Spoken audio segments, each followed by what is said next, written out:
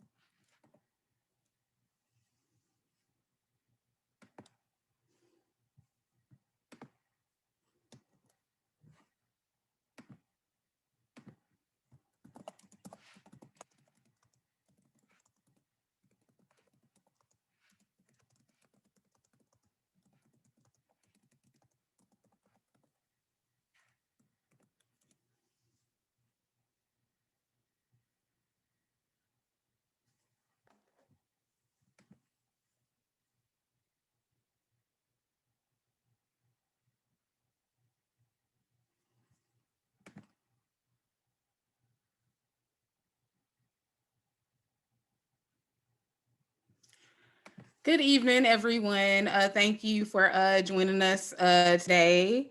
We're going to go ahead and get started with our presentation. We'll be talking about how we have been supporting the community through a pandemic and our programs and services. Aaliyah, can you move to the next slide, please? So just a brief agenda, we'll go over the first thing we'll do is introduce our staff, followed by an overview of our case management at services at ACD. Then we'll do an introductory of our social work pilot program. Then we'll talk a little bit about the future and vision of ACD social work program, and that'll be followed by question and answer. But we also want to encourage you to answer questions, ask questions throughout the presentation. We'll be fielding those throughout the evening. So feel free to drop questions in the chat as they come up and we'll take them. So to start with, I'll start with staff introductions. Again, my name is Kimyata Smith. I use she, her pronouns. I've been with Arch City for a little under 7 months. I started in October. And again, thank you for joining us this evening. I am very appreciative of you taking time out of your evening to learn more about what our department is doing. Hi, everyone. My name is Madeline Rouse. I use she, her pronouns. I'm the social work pilot coordinator here at ACD, so I will talk a little bit about that tonight. Very excited to have you. Thank you. Hi, everyone. My name is Ilea Silberman Esrig. I use they, them pronouns, and I am a housing case manager and joined Arch City in June of 2020. And I'm very excited to be getting to introduce what case management looks like here at Arch City. So the truth of the matter is that far before the three of us ever came on board at Arch City, social work was really already happening. And we saw that in a couple different ways.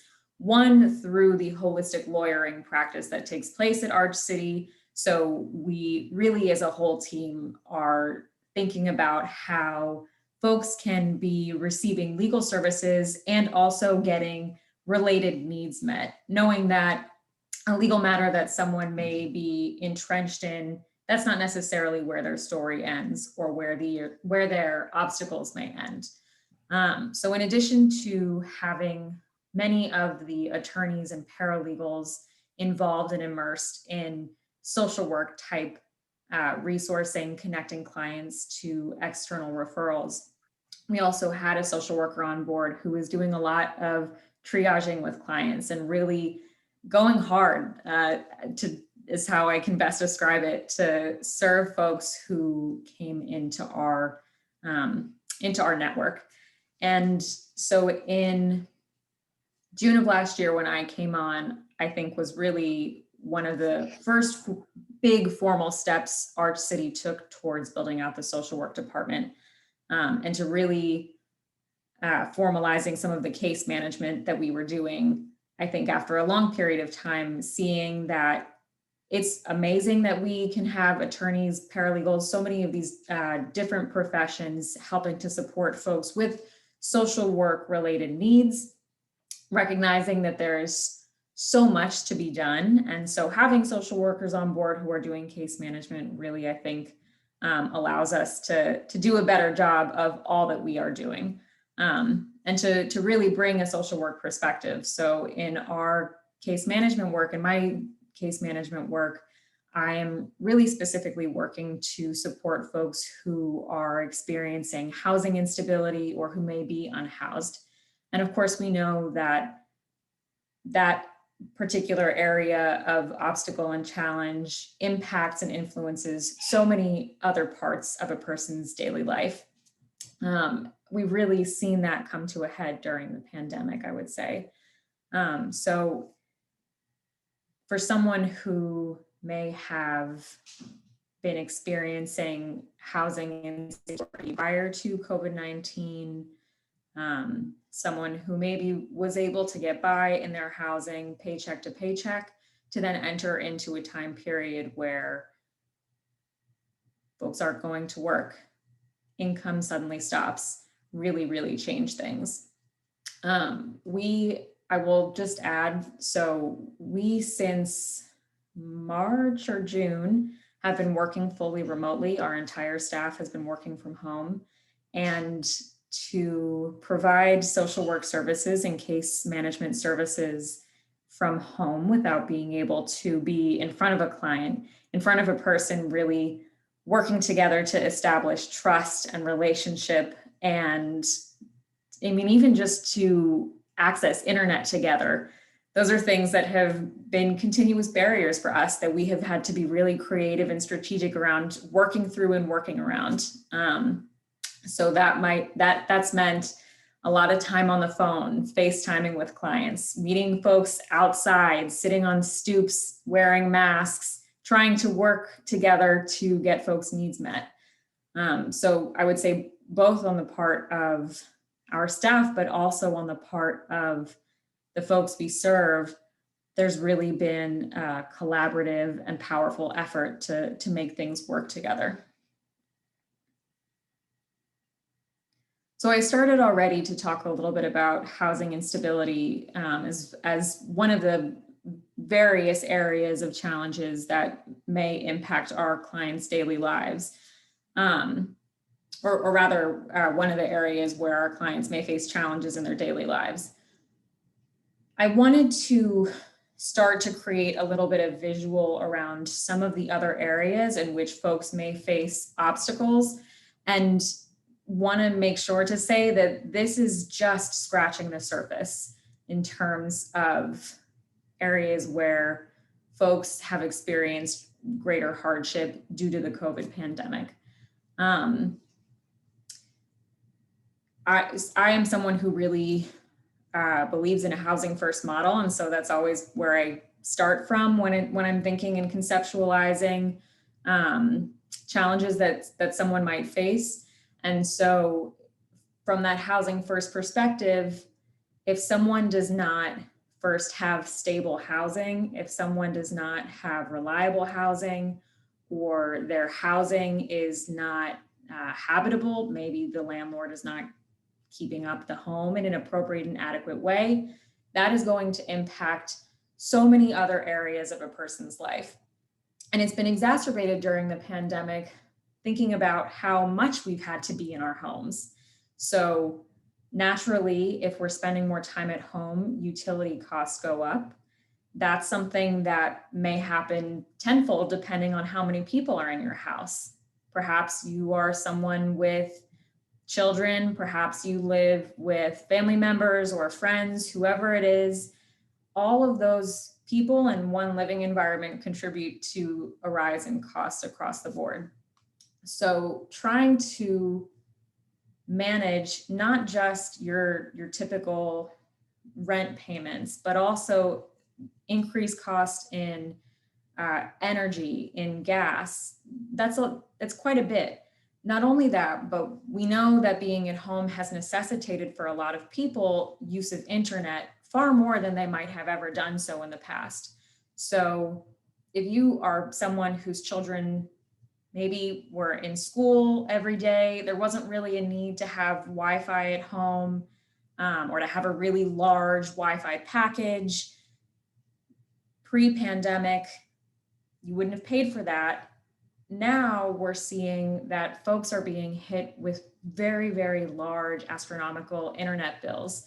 And I don't necessarily know if that's something that we think about on a day-to-day as just, oh, increased usage of internet, that's going to cost more. Of course, that's going to impact and influence how someone is trying to keep a budget or maintain their costs.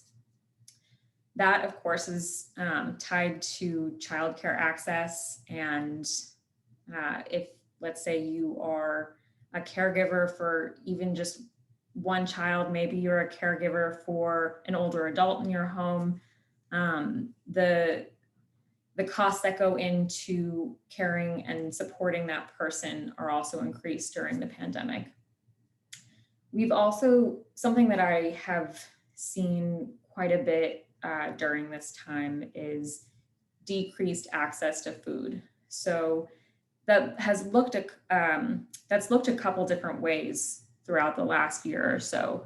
I've both seen folks having difficulty literally accessing food when public transportation is their only mode of transportation.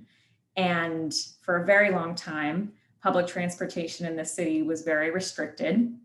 Not only that, but for folks who have been concerned about traveling around others, around safety, keeping safe during a pandemic, to get on a bus, to get on the Metrolink is really it's a potential space of risk. So if that's the only way that you can get groceries, that's going to pose a problem.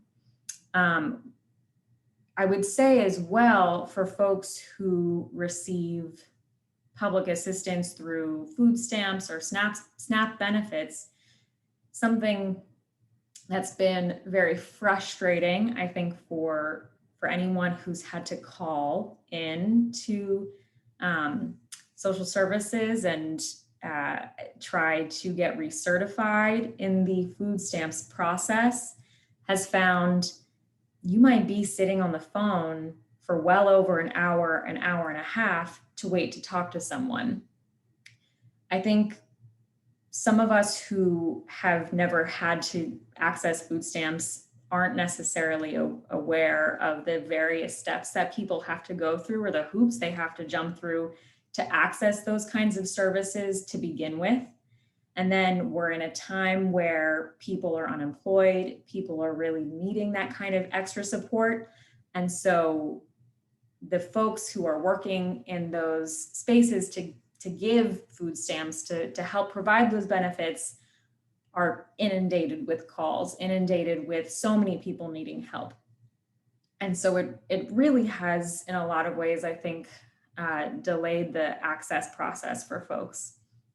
What's been really beautiful, I think, if we're even at a point yet where we can think of silver linings to the pandemic, what's been really beautiful to me is seeing the way the St. Louis community, people in the community, have responded to some of these most basic needs like food access. So we saw during this time STL quarantine support, St. Louis Mutual Aid, Metro Trans Umbrella Group, all of these different organizations coming to serve the community through food delivery.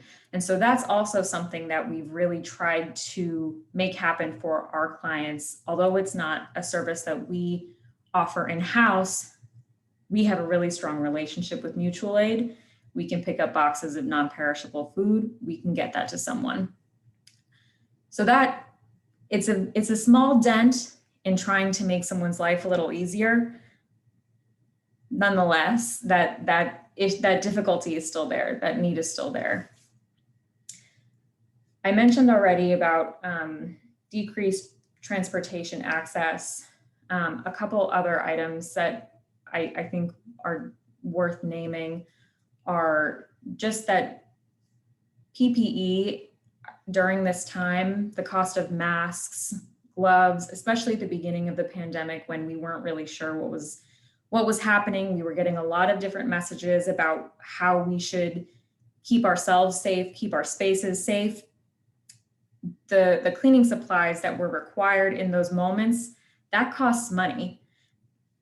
The cost of masks, like I said, gloves, disinfectant, wipes, these are things that we might take for granted, being able to run into a Walgreens and spend $20 on a box of 50 disposable masks, which is how much they cost. I just bought a box yesterday and was like, oh, okay, this is really $20. And for me, $20 might be nothing. For one of our clients, that might be money that's going to go towards food. That might be money that's going to go towards the internet bill. We can't undervalue just how far $20 might go. So the cost of PPE, I think, has been something that is prohibitive in people being able to manage their own health, wellness, and safety. And then the one last thing I would want to mention on this slide is that, well, I've got two things to mention, but of my challenges folks are facing. So identification is really, I think, important for us to be considering because it's another area that we may take for granted. Being able to just walk into a DMV or being able to access a birth certificate, I would say most notably, being able to get a replacement social security card, those are not easy activities for someone who may be facing housing instability or for someone who does not have access to internet, because so many of these necessary identification documents require access to internet, require having an address that can be verified, that your documents can be sent to. And with these offices closed, things aren't happening in person. So it's not like, so for example, someone who needs a social security card, their options to get a social security card right now are to, hopefully, if they can, set up an account online through the Social Security website to order a replacement card. That assumes that you have the technology to do that kind of activity, and it assumes that you have access to internet, or you can send in your driver's license, hope it doesn't get lost in the mail. They'll mail it back to you. This may be over a few weeks span of time, and then they will send you a Social Security card. I can't imagine parting ways with my driver's license, because what else would I use for my identification if I need to get somewhere, if I'm driving? There are so many other reasons I need to use my license. And for some of our clients, they may not even have driver's license because that's something that costs money.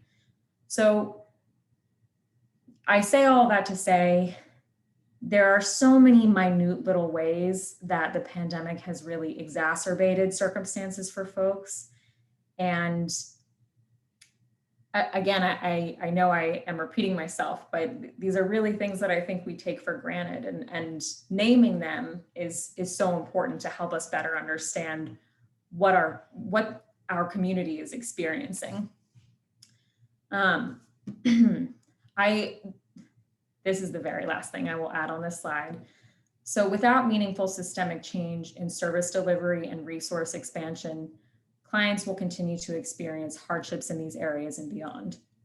So our service network in St. Louis is doing so much, and we need to be doing so much more.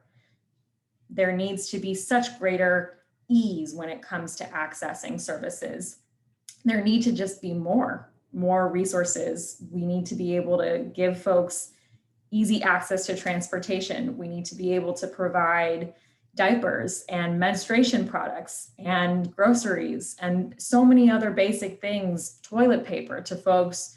Those costs really add up, so we can support people staying in their homes and not having to decide between, am I going to pay my phone bill this month, or am I going to pay to feed myself?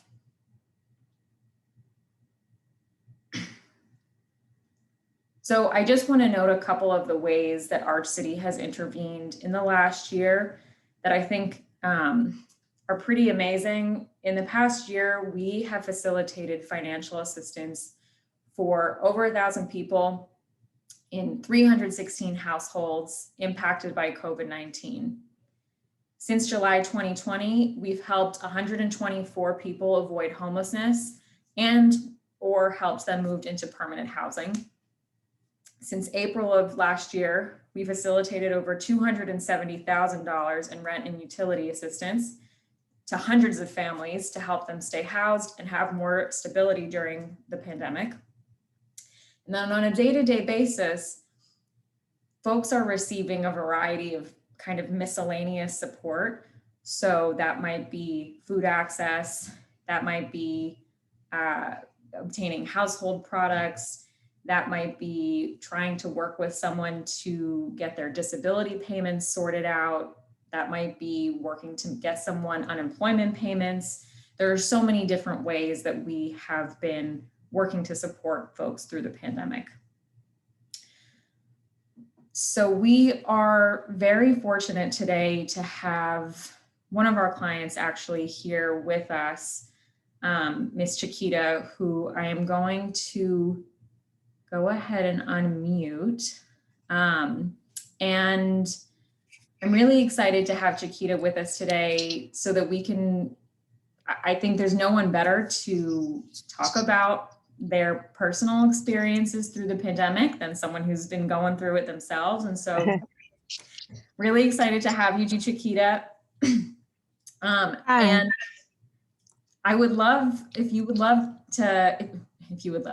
mind introducing yourself, telling us a little bit about who you are, where you're coming from, and we'll go from there. Hi, hi you all, hi ladies. My name is Chiquita Hill. I just want to say you guys are wonderful, and it's just great to have gotten to get to know you, Alea. You're a very like family, you know. And I just want to say that Art City, I've been saying it like I just tell my kids all the time, oh, I call y'all my lawyers and stuff. I love all my lawyers. It's like 27 courts or whatever, you know. Just been going through it, but you always check on me. You always check on me. And I just want to tell you I appreciate it mentally. Like I want to go back to school whenever I get myself situated. You know, I have a lot going on. But you guys have made my life so much, like the difficulties and my struggles. I was displaced. And I mean, like, it's like heaven sent. God sent me like my path ran into you all. And just the spirits of everyone in that office. I'm glad I got to meet a lot of people in person because I'm been through a lot before the pandemic. So I don't know where I would be without my Art City Defenders. I really don't. Like you guys keep me going, like my kids. Um, it could always be worse. That's what I tell you. When I think about myself and my situation, I know somebody else going through it worse. So it could always be worse. And so just to enlighten people that don't be scared to reach out, you know, because it's help out there. And you guys just have made this journey a lot more easier and smoother because the road, you know, I'm going down right now. You guys are actually a part of my recovery. And this is something I'm understanding daily, you know, you guys and my kids. And I just was talking to them about this, like, and my daughter was like, Mom, what you mean? I said, you know, it's a saying, they say age ain't nothing but a number. And I was like, age is more than a number, period, because as far as this pandemic, I'm a mother, a single mother of 6. I had surgery right 2 or 3 months before this pandemic hit. And then I was displaced from a beautiful area where I raised all my children. My kids are like, I got some respectable kids. They're smart, you know, and it's affected them because of schooling. That's the main thing. So I have become my 9-year-old son Carrie's teacher. They have been home because I'm high risk. My daughter Jashanti is high risk, and my daughter Jakia is high risk also. But she ended up going back to school a few months ago because she loves sports. So it's been hard on me at the same time because I've lost a few loved ones due to COVID. And my daughter, she ended up having to move out because she was the bread maker. My oldest daughter, Jakita, like right after I had surgery, my daughter had to kick in. And then, like I said, we got displaced. And through my church, one of my church members was going through a situation and I was going through some. So we were networking and trying to figure things out because she had come from another state and her mom was sick or whatever. So we just like talked in church and she told me to she gave me your number. It may have taken a few days for them to get back in contact with me after I left the message, you know. And right from the get-go, you guys stepped in. And it's funny because I'm like, man, that guy Lee, like he a superhero to me. Like him and Rudy, I just learned so much to whereas I'm like, anything that I can do as far as to help you all and give back, you know, guaranteed. I mean, I'm there. Like you guys have been there for me all the way. You guys have been there for me more than my psychiatrist. You guys have been there for me more than my family. And I've been on my own since 16. So DNA I learned a long time ago, it's not family, you know, and that the cross keeps us connected. So like just spiritually, I felt like I could trust you guys. 'Cause it's hard, you know, been through a lot. And I'm raising my kids on my own. And I thank God, like one is graduating tomorrow. My 18-year-old, she had to step in. She got a job maybe 7 months ago so that she could pay Wi-Fi because she loves school. She's an artist. She like, I love art and poetry. And this one, she loves art, cartoons. She's a big kid, you know, and I say, man, my kid, this one is, she's like beautiful inside out. And we're talking about college and, you know, but at the same time, I'm back and forth, like I'm high risk, I'm asthmatic. I just had surgery on my neck and everything. It's a lot that my doctor wants me to be cautious of, you know. And a lot of stuff that I learned in school a few years ago is just like what's going on now. And this pandemic is scaring me because of my race, you know. Um, and then a vaccination. So that's the only thing right now. I'm like trying to conquer my fear of getting a vaccination, me and my children, because I'm the only person my children have. And if something happens to me, my kids have no one, right? So that's what we talk about. I've been talking to them about. And you guys send me resources and stuff about that. But I remember when I got this place, I probably was not stable for maybe 3 weeks. You guys just kicked right in and believed my story, you know, and saw that, yeah, I saw something in me, you know, like I say, that probably I didn't see it myself because I just had went through my surgery and I'm not even feeling like doing the things that I'm doing, you know, because it takes time to heal, especially from my surgery. And still haven't fully healed. It's been 2 years now.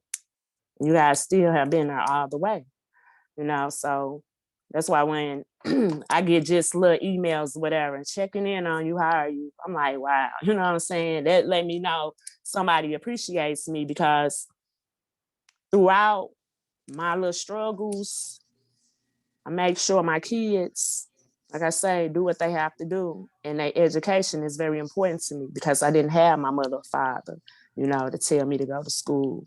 And now this pandemic has kind of thrown them off. Like my son and gained weight, my young son.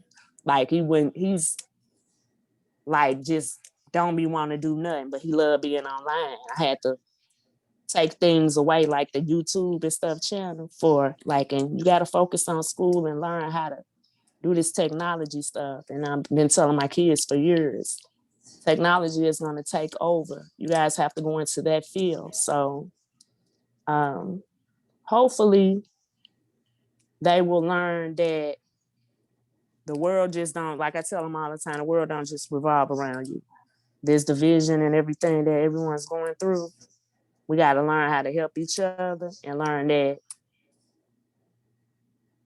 being multicultural, like I know everybody, we the same, but we different, but we have the same situations and circumstances, you know. No one's perfect, no one's better than the next. And at some point, even the strongest or the, like, not gonna say wealthiest person or most, you know, like powerful person needs help, you know. So we all fall, you know.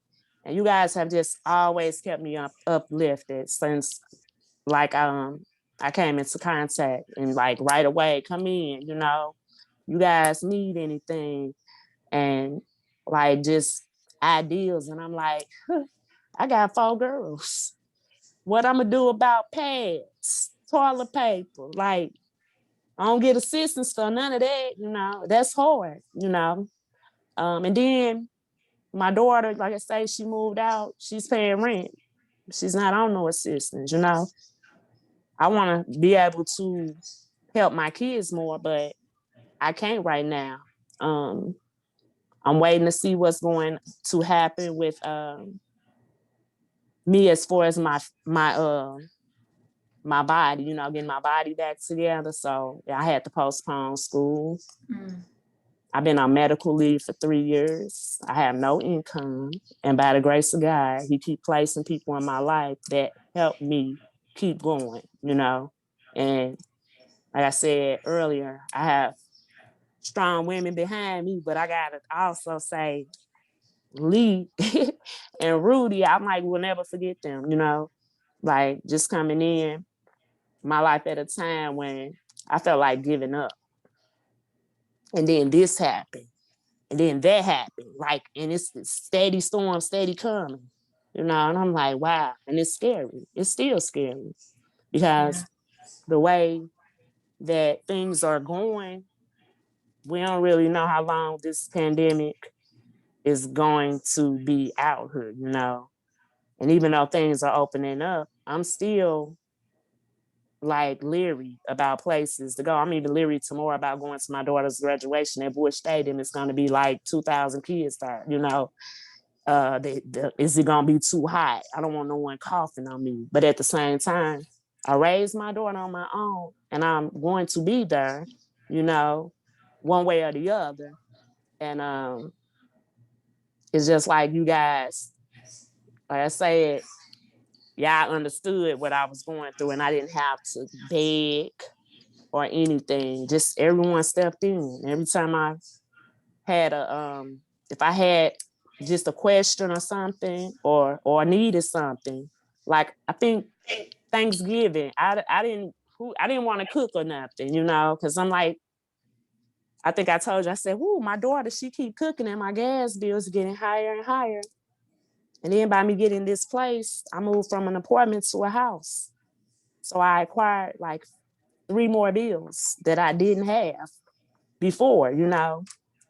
And being somewhere for what, over 15 years and then moving to a different space, I had to pull my kids. I had to figure out everything. So I was already going through stuff before, like 2 or 3 months before, you know, the COVID hit.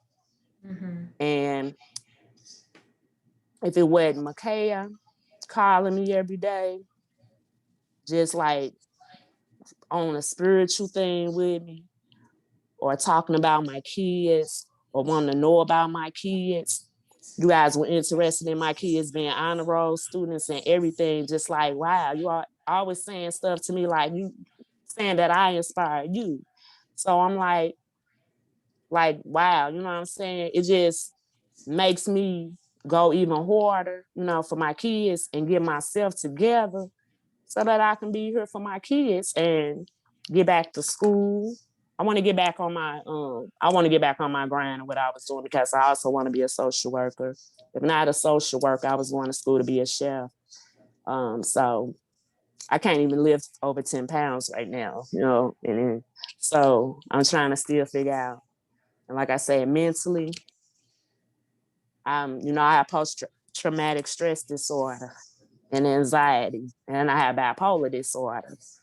So when you guys check in on me, I'll be like, man, you just don't know. Like I be going through things, but to have someone to genuinely care, and it's just not about a check.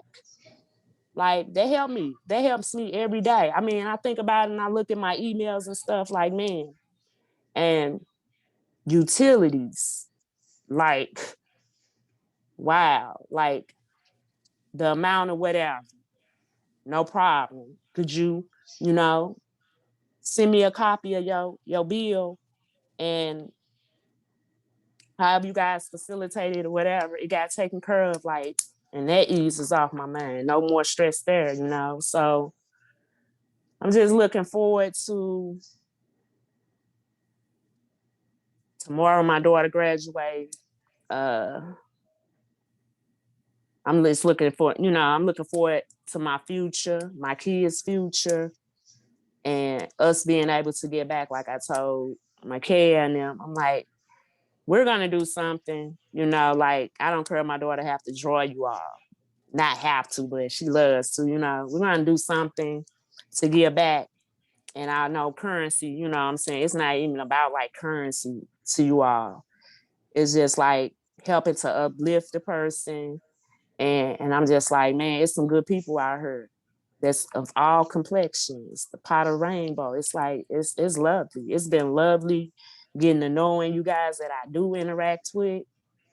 And this is my first Zoom meeting, though, you know what I'm saying? So, and I met you in person, so that was cool too. You came out to meet me and stuff like that. And then a little interview and stuff like that, the photos and stuff that day. I was just like, man, I've seen like, it seems like I've been knowing this woman like forever, you know what I'm saying? Like, so I just want to let you know, like deep down, like I said, you guys have came into my life and just keep me uplifting because it's stressful being a mother, a teacher, a social worker. My kids' grandma, grandpa, they dad, you know what I'm saying? My kids, everything. Yeah. And just to have someone have my back, I know got my back, it's a great thing. Yes. What I love hearing, first of all, thank you for sharing everything that you've shared. I love hearing how important social support is. Like you're driving that home, and I think it's so important for us to remember, like checking on each other, being there for each other, providing that kind of just, you can be my backbone, I can lean on you. That's so critical, especially in this moment. So thank you Yes. so much for talking and sharing your story. I'm so glad that you joined us this evening. No problem. Um, I've been like waiting on this. Like, I'm like, oh my God, like what can I say? Just like I know these guys support single moms. Like y'all rock. Y'all like support me and my kids to the fullest. Thank you. We have family here in St. Louis, but being adopted, I too much don't be around that side. And then COVID, I don't want to go around my grandmother that's over 90, and get her sick or anything like that. So the people that I go around, and I had to pick and choose, who I wanted to deal with and stuff like that. And the same thing with my kids. And so that's the only thing that the pandemic has really did. Like I was talking to my daughter, like we've been trying to figure out if she's going to go to Forest Park with me or whatever for a couple of semesters till she figure out her business plan. And I'm also trying to see like what are we going to do this summer, and just like I said, that vaccination. I just told him today I think I'm going to end up getting a vaccination and just getting it because my little brother got it. So I'm like, okay, a little relief. A lot of people that I know are fully vaccinated and they look very healthy.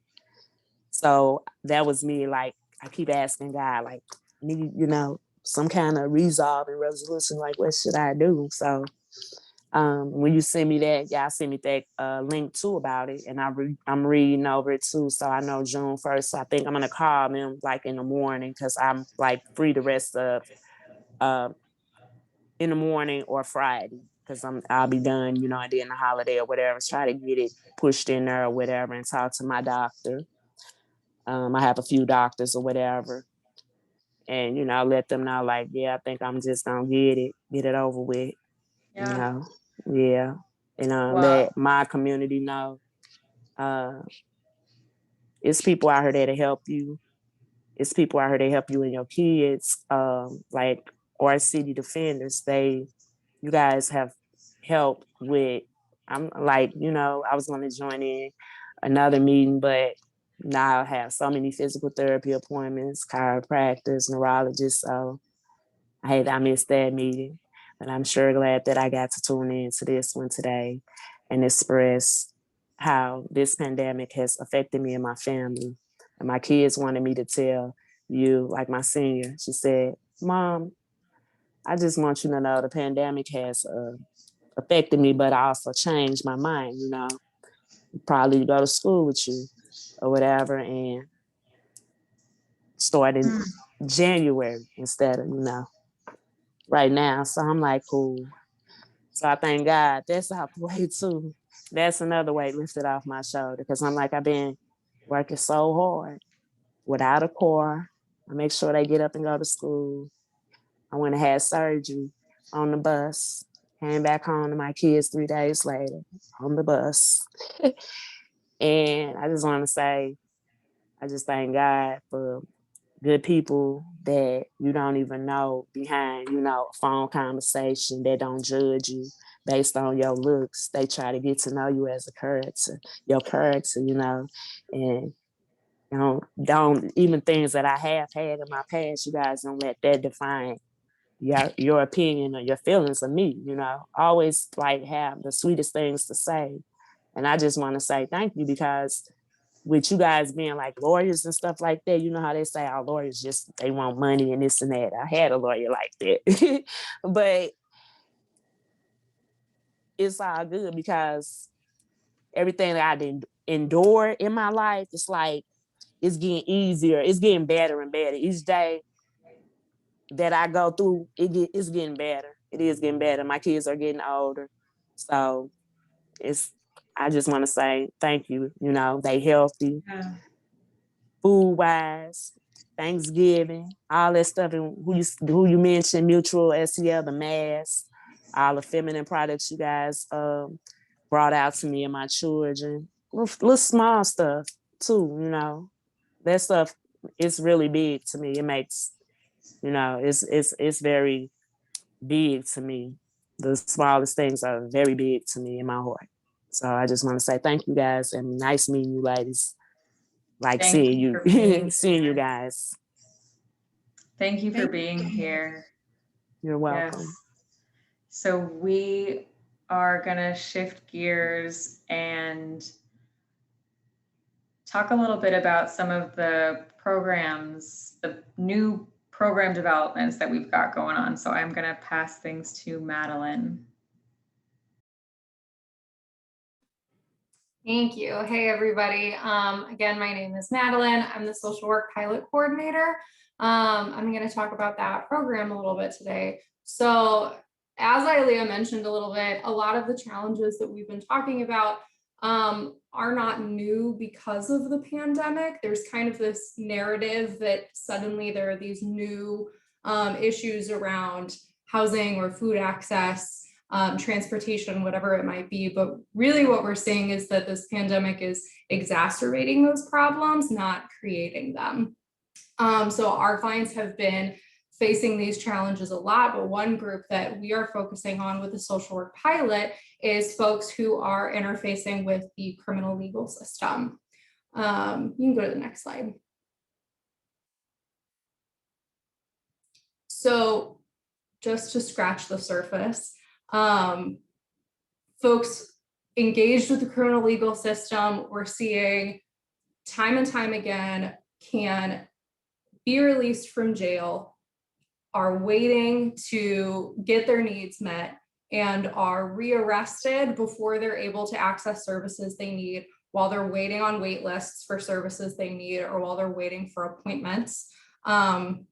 These are just a few different areas, really just scratching the surface of places that we are seeing folks impacted. So the first area being housing. When you get out of jail, you're expected to get housing that is approved. So that's the first way that it's impacted. But at the same time, now people are facing housing discrimination because they have a criminal record or because they have a pending case. People don't want to rent to them. Another place is employment, facing discrimination with employment because you have a pending case, but also being required to have certain kinds of employment. When I say required, what I'm really speaking to are these supervision requirements. So when the judge says, okay, we'll let you out of jail, but you have to do X, Y, and Z to stay out. Those look like things like you have to maintain housing in the same place. You have to maintain employment, but it has to be employment that we approve. Sometimes people are required to be on an electronic monitor that is very expensive, like $10 a day, and it's up to them to figure out how to pay for it. People are required to go to psychiatrists or court mandated and court supervised therapy that can all be very expensive, very hard to get to. And that kind of speaks to this difficulty in navigating and accessing services. So whether places have the capacity to take on more people, whether places will serve someone who has a pending case, whether or not you can get to them, whether or not you have insurance, all impacts your ability to access services that you might need when you get out. You can go to the next slide. So with the social work pilot project, we're really creating this program because we want to help folks meet those needs, meet those requirements to be able to stay in the community when they have a pending case. So the first thing that we are going to do is provide services that are specifically intended for folks interfacing with the criminal legal system. Very often, services that people are able to get will help them, but aren't necessarily designed for people who have a pending case, people who have a lot of things up in the air and kind of just waiting, have a lot of court dates to go to, pretrial officers to keep in touch with. We really want to make sure that our services are designed to know those needs, identify all of those requirements, and really help make sure that all of those are covered. We want to fill some of the gaps in the service delivery system. So people in St. Louis, service providers in St. Louis are doing an amazing job, and we need to be doing more of it. So gaps that we're seeing are, is there assistance to help pay for things like electronic monitoring? What are waits looking like when it comes to seeing a psychiatrist? Is someone even able to see a therapist? This was difficult enough before the pandemic. It could take months to see a psychiatrist before the pandemic. It could take weeks to see a therapist. Now you're lucky if you can get a therapist on the phone who's even accepting new clients. So we want to help bridge those gaps, not only in getting the services, but getting the services quickly. We're also focusing on improving coordination between service providers that we are partnering with. So instead of referrals looking like, I think this organization would be good for you, here's the phone number, or I think this organization would be good for you, let's call them together. We're going to have specific partnerships with specific organizations, specific people, to make sure that the wait times and navigating who am I supposed to talk to, where am I supposed to go, when am I supposed to go, all of those are taken care of, all of those questions are answered from the get-go. And then the last thing is providing all of the support that someone needs in one place. So rather than having to juggle all of these different service providers all around St. Louis and St. Louis County, you have this one hub where everything that you are receiving, everything that you need kind of lives. And folks here at ACD who help navigate that and keep track of it, because that in itself can be a full-time job. We are really looking forward to sharing more about the pilot in the future. So please stay tuned. Looking forward to more. With that, I think we will switch gears more to more services that we are going to be providing and more of a general social work department build out. So I will switch to Kenyatta. Hi, everybody. Again, my name is Kenyatta Smith. I use she, her pronouns, and I'll just be doing a quick overview of our social work department's history, our vision, and our current build out. Next slide, please.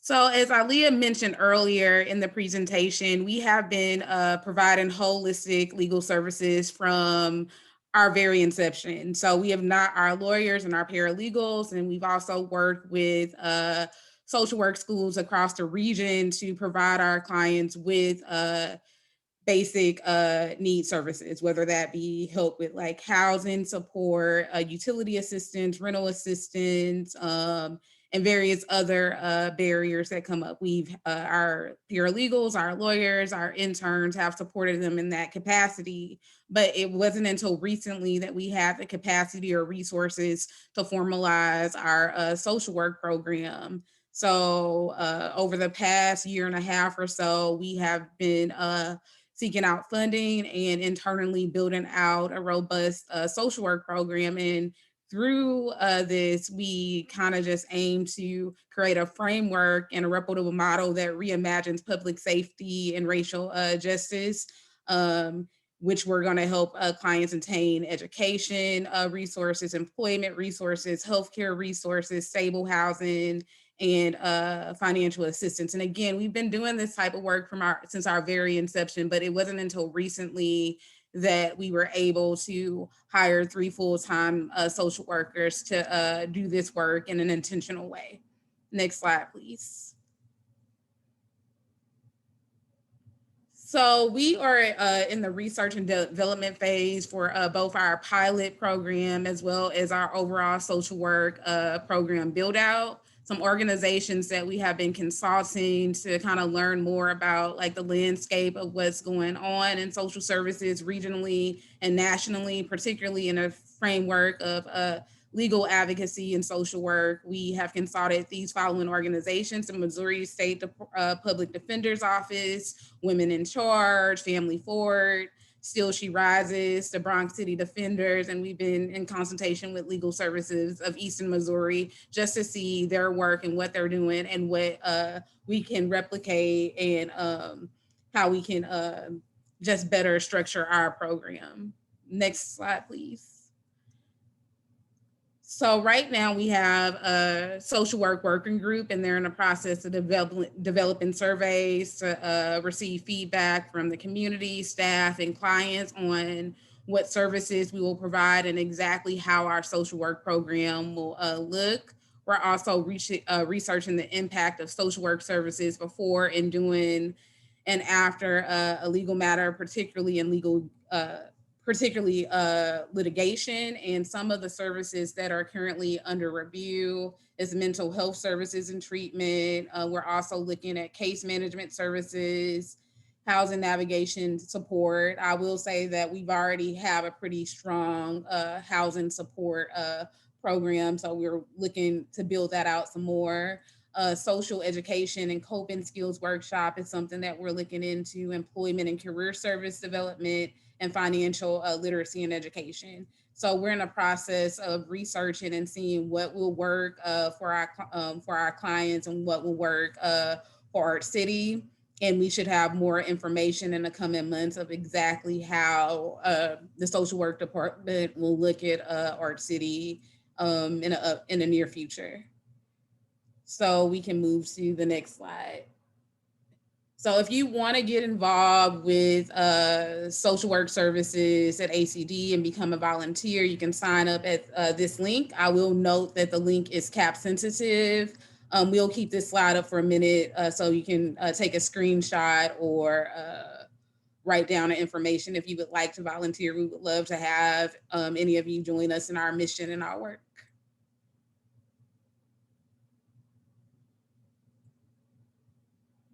And you can also go to our website at www.artcitydefenders.org if you would like to volunteer. So you can sign up at this link or at our website.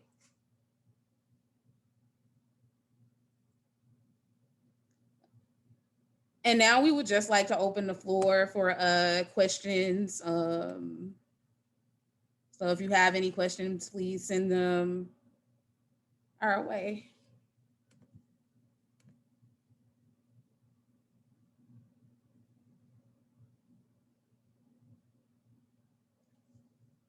Yes, we have remote volunteer opportunities that you all can sign up for.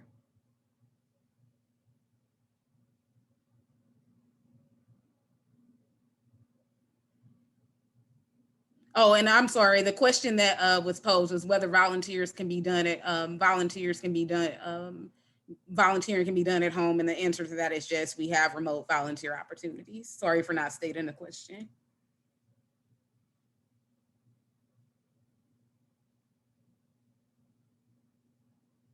Any more questions? I'm sure that there's more questions out there. We're happy to take them.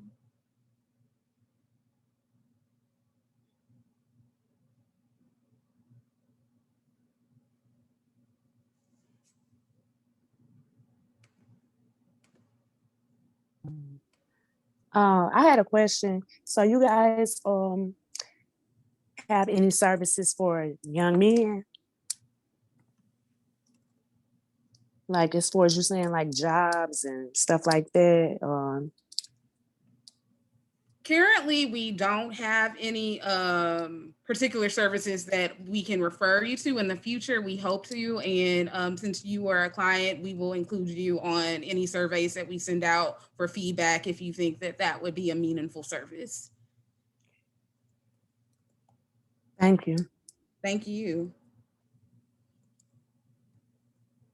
Maddie, do you want to take that question that's in the chat? I think that you would be more familiar with that than me.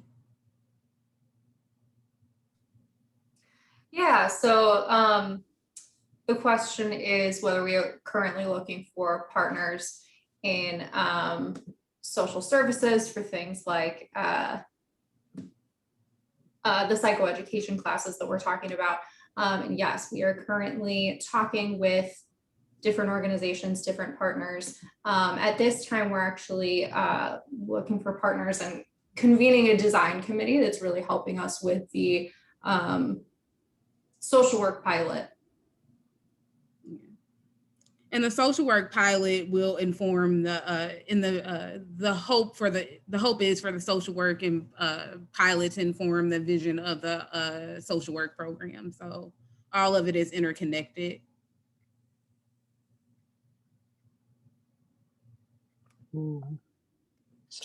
Okay, well, when you send me these emails, I'll just like the program that you guys had, like, do you guys have like another program like art or something? Was this or a newspaper or something still? Can you ask that again, Shakita? I didn't catch it. No, I remember a few months back, my daughter had submitted some stuff, you guys, and I was like, man, maybe you try to see if she can get her a job down there or whatever. But as far as like the newspaper you guys had, it was something like, is this something for teens or something? Empowerment? Go ahead, Aaliyah. It might have been related to the tenant pro se guide, I think, and it was maybe a call for graphic designers or artists. So we actually just put out our pro se guide, which is very exciting, and we'll share a link to that in the chat. But I think our communications team is always open to knowing more about artists in the community, certainly folks who are tied to or related to our clients. So we will keep that in mind for next time. Okay. I did see one other question that I can take in, that I can go ahead and answer. The question was about assistance in child support and how to take care of this matter during the pandemic. So as far as trying to facilitate like receipt of child support payments, folks can always apply for legal support through our website. We have an intake form online that folks can submit, or we're always happy to send paper applications to folks. And it certainly has been something in conversations on our team. We're really trying to figure out how we can sort of support folks who are involved, who come into contact in one way or another with child support, figuring out how to take care of folks on all ends. Mm-hmm. Cool. That's cool to know too.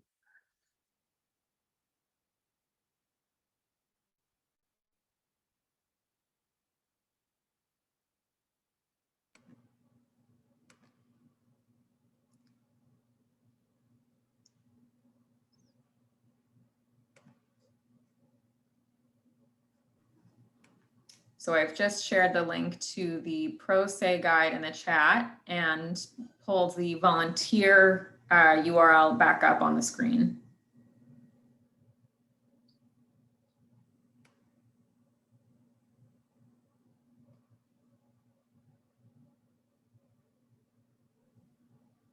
And in addition to both of these, we also do have a monthly e-newsletter that you can sign up for on the website.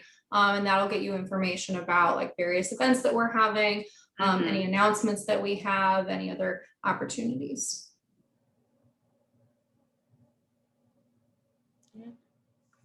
So if there's no further, oh, and also be sure to follow us on social media. We're on Facebook, Twitter, Instagram, all of them. So please be sure to follow us so you can keep up with the work that we're doing in the community and the process of our social work build out.